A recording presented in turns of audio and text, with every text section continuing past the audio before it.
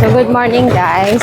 So, dito kami ngayon sa labas, maglalamierda. Kasama sila, buong family and family nung ni Hardik. Family ng girlfriend ni Hardik. So, andito rin. So, 2 family lang nandito. So, andun si Nayan. Say hi, Nayan. Busy si Nayan. Hi. Then, nandun si Papa. Papa, hi. So, ngayon, pupunta kami sa isang mandir dito. Bali, how many steps is this, Nayan? This mandir? You still remember? So, mag-ano kami ngayon? Mapapagod tayong araw kasi ang taas nung lalakarin natin. Ang haba nung lalakarin natin. So, pasimula pa lang kami pero eto na. Pagod na pagod na. Ang init guys. Then, ewan ko kung kakayanin kasi ang taas nung mandir or temple na pupuntahan natin ngayon. Then, second time ko tong pagpunta. Then, alam nyo ba, sabi kasi ni Mami dito sa temple na to, saglit lang, hinihingal ako.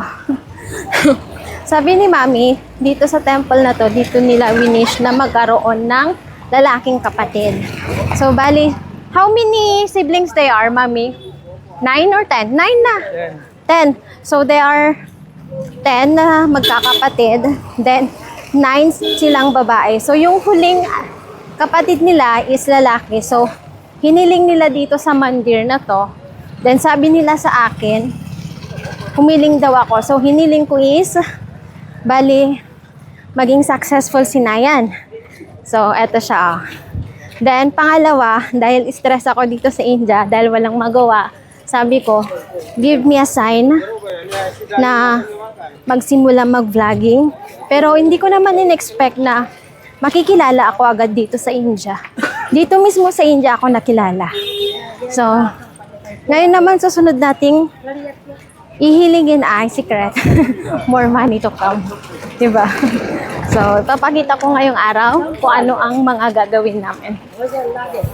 Guys, doon tayo pupunta sa pinakatuktok. So, hindi pa nagsisimula yung hagdan. Kaso pagod na kami. So, dito sa baba is mga nagtitinda ng etong mga tinda. Oh. Then, may mga stripal. Then, mga prasadi. Pero hindi na kami bumili kasi sabi nila is mas mahal dito sa baba. So, it's better na dun na lang kami sa taas bumili. So, ayun guys, so nakikita nyo yung orange, ayun na, yan, dun kami pupunta guys. So, ito yung mga kasama ko, oh. So, yung family ng girlfriend ni Naya, ni Hardik, yung fiancé niya, then sila Mami. Then, yung dalawang matanda sa bahay, iniwan na namin kasi hindi sila makapaglakad ng matagal.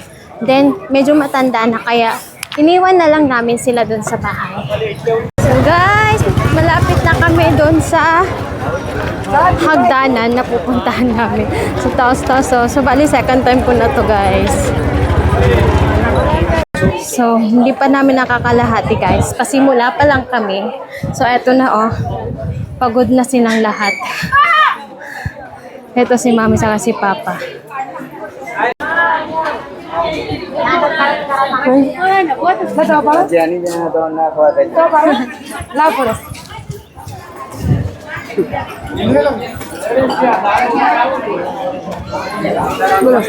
Tignan nyo naman itong view dito sa taas. So, yan yung buong Chotila City. Ito yung Chotila City. Chotila. Tignan nyo naman guys. So, nasa pinakataas kami. Pero hindi pa kami nakakarating sa mandir. Pero malapit na kami guys. Ayan na lang siya. Ang daming tao. Then sila Mami. Saan sila Mami? So, andun pa sila sa baba guys. So, nauna na kami ni Doc Nayan dito. So, hinihintay na lang namin sila. How is it? Your leg is hurts? Mami, complain na. Mami is complaining. Ha? So, there's still more, right? Like this. But longer. Did we... So, meron pang mas mahaba dito. Mas mataas. So, ito pa lang is parang warm up pa lang. Pero, Diyos ko, parang pagod na ako, guys. Nakakahingan. ka pumunta sa loob, guys, so dapat iwan yung tsinelas. Ito. So, dala-dala ko pa rin yung Crocs na style ko doon sa Pilipinas kasi napaka-comfortable ng Crocs. Ayan, they're here now. Iniwan na namin yung mga tsinelas namin. So, pag pupunta ka ng temple, make sure na yung mga sapatos mo is hindi bago, guys, or else mawawala yan. So, hindi ko pa naman na-try, pero yun yung mga nangyayari, guys. So, be careful. Kapag pupunta kayo ng temple kasi iiwan, then pagbalik nyo ay, pag maganda yung sapatos mo, iikunin nila. Hello! So, punta na kami sa loob. So guys, ang taas naman ng pagkakalagay, oh. So, dito tapos na kami. Pupunta naman kami ngayon sa baba. Ang sabi is, doon sa underground, doon yung original na mandir. So, dito is sa taas, parang bago-bago na to, guys. So guys, napapos sa kakapicture, kakadasal. So, andito kumakain na kami ng prasad, yung inalay namin kaninang pagkain. Ito, papakita ko sa inyo. So, ito guys, oh, yung coconut na tinatawag nilang prasadi. Diba there's still mandir underground of this? Ano daw? Sabi ko, ano ba naman yung English ko? Ito na yung sa may underground, guys. So, ito yung, dito ako nagdasal noon, guys. Dito, no? Then, yung pinaka-main is yung temple na yun. Yung may gate na yun, oh. Ayan yung pinaka-main na temple na. Yan yung pinaka-una-una. So, uwi na kami, guys. Bababa na kami. So, ayun na sila, oh. Ang sarap ng hangin dito sa taas. So, pababa na kami. Tapos, ang problema namin, nauuhaw na kami lahat. Then, hindi kami nagdala ng tubig namin. Kasi ang alam namin is merong tubig dito available. Meron nga naman, merong station na tubig, pero naubusan. So, pababa kami, meron namang tubig. So, doon na lang tayo, guys. Nauuhaw na talaga ako. Then, nakakapagod. So, ito is basic pa lang. Parang starter pa lang to. Meron pang mas mataas. So, ang pangalan para nitong mandir na to is Choptila Mandir. So, yun nga yung sabi ko sa inyo, guys. So, dito ako nag-wish na maging successful sa pag-vlog. So, nag-successful naman, pero ang twist is Gujarati, hindi Filipino. So, support nyo ako sa vlog ko, guys, sa Tagalog. Yun naman kung gaano katirik yung dadaanan namin pababa. So, pababa na kami. So, ingat-ingat lang kasi ang tirik. Oh. So, mas maganda pababa kaysa paakyat. Nakakapagod paakyat. Pababa, hindi naman. Okay lang. Ito yung pangalawang temple na pinuntahan namin. Bali, para lang din siya yung nasa taas. Then, eto, same lang din siya, guys. Kaso sa loob is bawal mag-video. So, hindi ako nakapag-video. Then,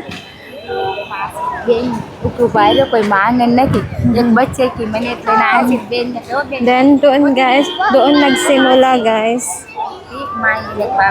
So, eto, guys, kapag tag-init. So, may tinatawag silang Rasno. I forgot the name.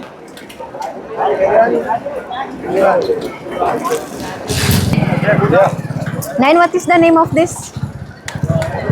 Sugarcane. Sugarcane. Dinoras. Dinoras. Tired? Nakikita niyo mukha niyan. Pagod na yan. Kasi kahapon nagtrabaho. Then, gabi, nagbiyahe kami ng... How many hours is our travel? 10 hours? So, we travel 10 hours. Buti na lang sleep. Kaso yung bus namin, guys, yung drivers napaka-reckless, nakakatakot. 8 hours? So, 8 hours lang kasi nga napaka-reckless ng driver ng bus. So, every time na nagaganon yung bus, oh, nagwi-wiggle-wiggle na ganyan, nagdadasal ako. Diyos ko, nakakatakot, guys. So, ngayon naman is namimili kami ng mga kwintas. So, kaso wala naman kaming magustuhan. Then, si Mami, yung kanyang paa, nanghinginig. Ana, Nayan! Have, what will we do now? Sleep. Sleep? So, guys, ngayon isinahanap namin yung shop kung saan kami pwedeng mag-book ng bus namin ni Nayan kasi kaming dalawa is uuwi ulit sa bahay. hindi kami pwedeng matulog dito. Pero sila, mami, tsaka yung mga kasama namin, matutulog sila dito. Kasi may naiwang matanda sa bahay. Actually, meron namang nagbabantay sa kanila. Kaso, hindi kami pwedeng tumagal. Kasi nga may trabaho kami ni Nayan. Where is the booking? Email press. So ngayon naman, is kakatapos lang namin uminom ng soda na may lemon, then may masala. Bali, tapos na kami nakapag-book ng bus. So 9 o'clock yung arrive ng bus. So dapat before 9 nandun na kami. Thank you na yan. So dito guys, kailangan mong mag-book ng bus kapag malayo ang pupuntahan mo.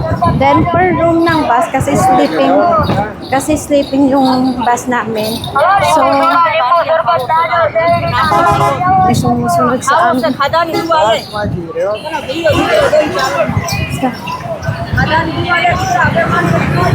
So dapat before 9 nga andun na kami para hindi kami maiwanan ng bus. Then yung bus namin kasi nga 8 or 10 hours yung biyahe. Okay, may magpapapicture guys, saglit lang ha. So naka fully charge na kami. So pupunta naman kami sa susunod na temple, pero bago yun kakain muna. Nayan, hayaw. So let's go na. So nagpalit lang ako ng damit. Kasi ang sticky, ang init kanina, pati ngayon. Pero magdadala pa rin ako ng dupata para hindi tayo umangitim. So, guys, nandito na kami sa isang restaurant. Parang sikat na sikat ng restaurant na to kasi kailangan pa namin maghintay ng 10 to 15 minutes. So, tignan nyo naman kung gaano kadaming tao. Then, ang pinili nilang mag-serve ha. O, then, eto. So, sinerve na nila yung mga salad, yung mga atin. Then, meron na rin chili and ang tawag chas. Ito na yung food namin guys. Balian dito. Then may salad dito sa area namin. Then may salad dito. Sarap guys. Kain muna kami. Guys, lahat kami is 9. So tignan nyo naman, nagkasya kami dyan sa rickshaw. So ang tawag nila dito is rickshaw. So 3 yun sa harapan. Then 5 sa gitna, then 2 sa likod. So, andito na kami sa susunod naming destinasyon. Sa temple na to. So, ito si Doc na yan. Ang init na yan. Wow. So, ganito yung nasa loob. Bali, sabi nila is bagong build lang tong temple na to. Dito ako believe sa mga temple dito sa India. Yung mga structure nila, ang gaganda. Mula sa wall hanggang sa taas. Ganda guys. Then, upo na lang muna kami, magpapahinga. Then, maglalamyerda ulit kami. Whatsoever Tingnan nyo naman yung mandiri Bhagwan no gana. design mo. Gaganda. Mapapaisip ka na lang talaga kung paano nila ginawa ito. Pati doon. Sanche yam. So, mula sa wall hanggang sa taas, may design. Diba ang ganda? Photo. You must get a photographer for mommy. That is her personal photographer only. Ayun na, may nakakakilala sa amin. So, ayun na. So, what is our next destination na? May kausap. Love, what is our next destination? Temple. Another temple. So, may pupunta. Hinglaj Mata Temple. Hinglaj. Hinglaj? Mata Temple. Mata Temple. Okay, bahala na kayo matindi. Chalo. Lang, lamig. So, pag pupunta kayo dito sa India, make sure na may dupata kayo. May pang-cover kayo ng face nyo. Then, huwag kayong magpapayang pagtatawanan kayo, guys. Nagandahan ako dito sa may pintuan na to, oh. Kasi papaganito ko. Tatandaan ko tong design na to, tsaka yung style. Ipapagawa ko yan sa bago kong bahay. Malaman siya yung ipapatayo kong bahay. Tapos, ito yung magiging pintuan. Then, yung mga wall, may mga design na ganito. Gagawin kong malaman siya talaga yung bahay kong ipapatayo. So, ngayon, papunta na kami sa susunod naming destination. So, kapag family yung mga kasama namin, guys, expect na mga temple yung pupuntahan. Ngayon ko lang napansin, guys, ang ganda. So, guys, kaninang umaga, yun yung pinakatuktok ng bundok na pinuntahan nating mandir kanina. Ayun no, tignan nyo naman kung gaano kataas. Pero, mayroon pang mas mataas niyan. Basic pa lang yan guys. Bang starting pa lang. Pero si mami nanginginig na yung paa niya. So, salo na yun. Let's go. So, punta na tayo dun sa next destination nating temple. So guys, pauwi na kami. Kaso dalawa lang kami ni Nayan. So, yung mga kasama namin is maglalamyerda pa sila bukas. So, may pinuntahan sila ngayon, mag-stay daw sila doon sa kaibigan nung magiging mother-in-law nung kapatid ng asawa ko. Then, ngayon is ready na kami na uuwi. Then, alam nyo ba, papakita ko sa inyo tong hotel namin. Ang mura lang niya, sa per room is 400. So, kahit na mag-stay ka dito ng buong araw, 400 yung kwarto. Sa isang araw is 400. So, dalawang room yung kinuha namin. So, total is 800. So, ganito siya. Malinis naman siya, guys. Ang luwang, guys. So, ganito. Ang itsura ng hotel namin dito. Ayan na. So, same din yung hotel namin na first time na pumunta ako dito. Ito rin yung place na yon. So, yan yung kwarto namin. Isa. Ayan, nakabukas. Then, yung isa is doon. Ba't nakabuka? Ay, yung nakasarado na. Ayan, no? So, uwi na kami. Then, another 10 hours ang biyahe. So, bago ang lahat, kakain muna kami. Then, matutulog na lang kami sa bus kasi slippery bus naman yung binook namin. Uwi kami ng madaming dala. So, yung mga gamit nila, mami, na hindi na nila gagamitin, pinadala na sa amin para hindi na sila mahirapan. So, ang dala lang namin ni Nine is isang bag na gamit namin. So, 3 damit na mag-pair. Then, isang maliit na bag na dala-dala ko kasi dito lahat ng gamit namin na gadgets. Then, ngayon, tignan nyo naman. Ang bigat, guys. How are you, Nayan? Yeah. Tired? Good. No. Relieved now. Relief now? Already, I slept enough. Me, I did not yet sleep because I'm planning to sleep in bus. But still, I will still sleep more in bus. Go back to reality.